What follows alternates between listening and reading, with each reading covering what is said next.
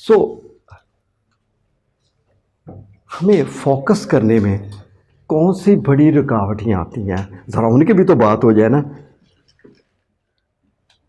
کوئی آپ میں سے بتا سکتا ہے کہ کیا رکاوٹ آ سکتی ہے ہمیں؟ جی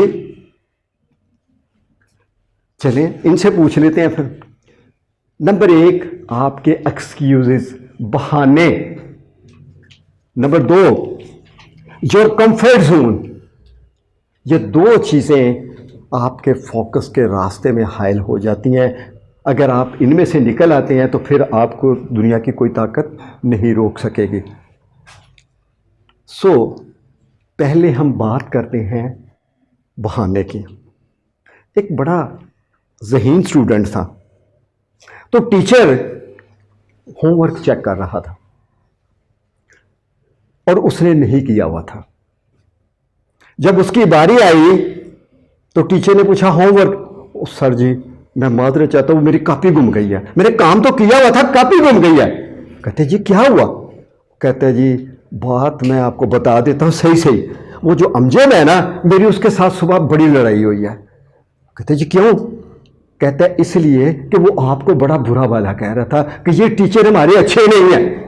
تو میں نہیں برداشت کر سکا کہ آپ کی بے عزتی میرے سامنے ہو، تو میں نے اس کی خوب پٹائی کی اور اسی دوران بستہ گرا ہے اور وہ کاپی گم ہو گئی ہے.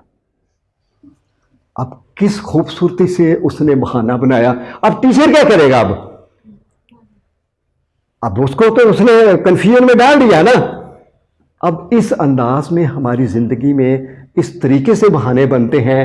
ان کے اوپر ہم آگے چل کے ذرا تفصیل سے بات کر کے دیکھتے ہیں.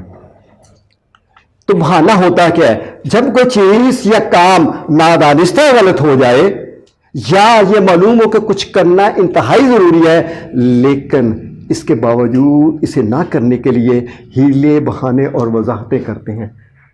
کیوں کرتے ہیں؟ اپنے آپ کو آرام اور سکون میں رکھنا چاہتے ہیں. ہم کمفرٹ زون سے نہیں نکلنا چاہتے، کمفرٹ زون میں رکھنا. اب اس کو ظاہر ہے کہ اگر وہ ہوم ورک کرتا تو گھر میں بیٹھتا، لکھتا، کچھ ٹائم لگاتا، لیکن وہ اپنے آپ کو ریلیکس رکھنا چاہ رہا تھا. تو اس کا مطلب ہے کہ بہانے صرف ہمارے اس لیے ہوتے ہیں کہ ہم کمفرٹ زون میں خود کو رکھتے ہیں. تو بہانے 3 طرح بنائے جا سکتے ہیں. ٹھیک ہے. نمبر 1 ہے بلیمنگ. نمبر 2 ہم نے کمپلیننگ. اس کے اوپر تفصیل سے ٹاک کرتا ہوں میں. اور دین پھر آگے جسٹیفائنگ.